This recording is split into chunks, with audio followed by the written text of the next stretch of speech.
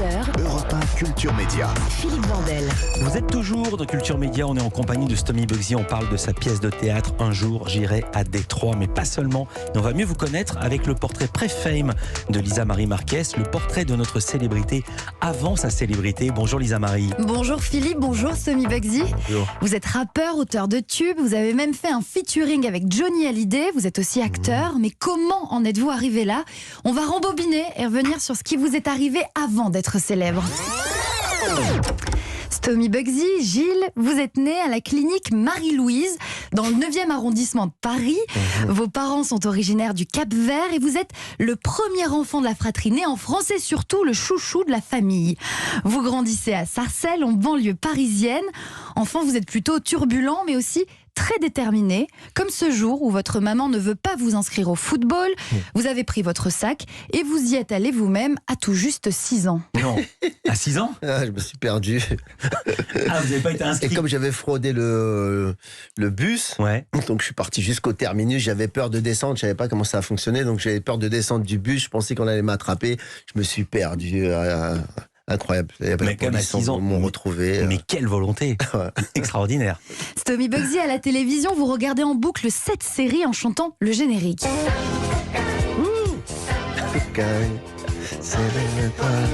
Vous avez encore les paroles. Ah, Vous n'avez j'adore. pas les chanter, mais vous les avez encore dans l'âme. Ah oui, Ayato et Yuri. Ayato le fantôme. Slimane. Sans Kouka, il y a aussi Goldorak et Cobra. Tous ces univers vous passionnent, mais pas l'école. C'est pas votre truc, sauf les rédactions apparemment, c'est vrai? Ouais, il n'y a que en rédaction que je brillais. Ouais, nul partout. En rédaction, boum. En rédaction, des notes, la meilleure note de la classe.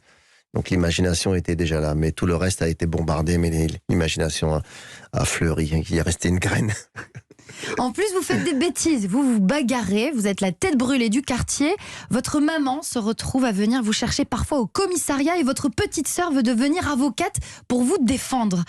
Parce que je me battais, Ouais. battais, mais pas, j'agressais personne. Je me battais, je défendais toujours, en fin de compte, les plus faibles. Voilà. C'est Ouais, pour ça c'est que une bonne je raison me de se battais. battre. Alors.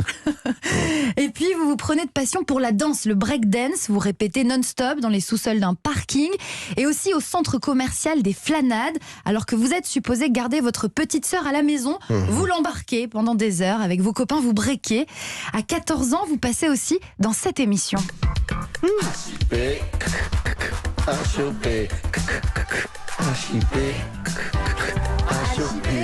HIP, HOP, hip-hop sur TF1 présenté par Sydney. Et avant de participer, vous avez écrit une lettre à Sydney, je crois. Ouais, j'ai écrit une lettre à Sydney, à TF1 pour participer. Et ils m'ont répondu. J'ai participé dans l'émission. Mon père, il m'avait amené, c'était au bain-douche. Ouais.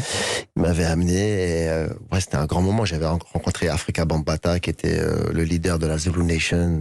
Il était extraordinaire. Hip-hop. Ah, ouais. Et vous étiez en majesté, on vous y est présenté comment? Vous aviez déjà un pseudo ou vous étiez juste un gamin qui était là? Non, moi qui j'étais juste breakait un gamin, je suis avec un faux Kawaii Adidas. Il y avait tout le monde avait des Kawaii Adidas. Moi Ouais. j'avais un Kawaii tout pourri. des gens ils avaient des Americana Adidas aussi. Moi j'avais des 2 bandes. Je m'en foutais. J'arrivais là-bas, boum, boum, j'ai smurfé, j'ai breaké. Ils m'ont pris dans l'émission. Mon papa il m'avait amené, c'était un grand moment. Attends, J'avais rencontré Solo, des assassins là-bas qui faisaient partie des PCB. Ah ouais, il y avait Solo et Squat, je me souviens. Exact. Et vous avez encore la VHS? J'ai retrouvé des vidéos de moi avec Afrika Bambaataa. Ouais. Le hip-hop est partout, jusqu'au mur de votre chambre. Vous accrochez des posters de NWA, rappeur de Los Angeles, et aussi du groupe new-yorkais Public Enemy.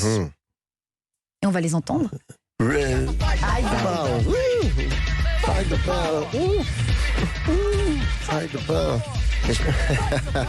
Ah oui, j'ai une anecdote avec ma petite sœur sur ça. Allez-y.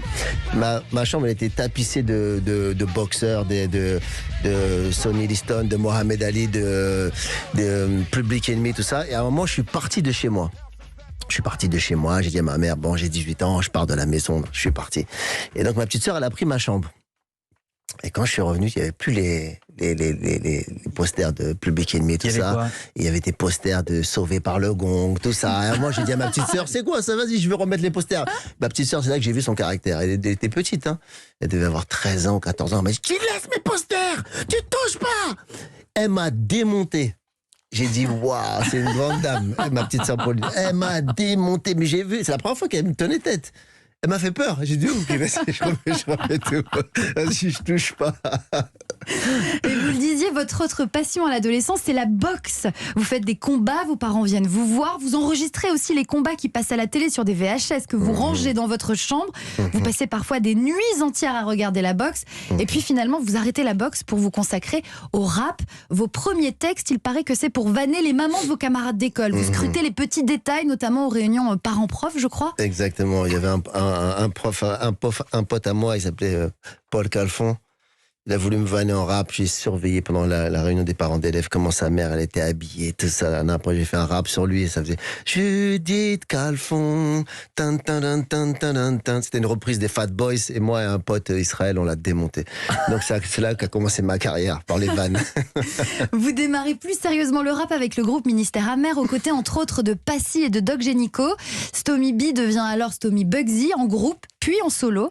La suite, on la connaît et moi, je m'arrête là.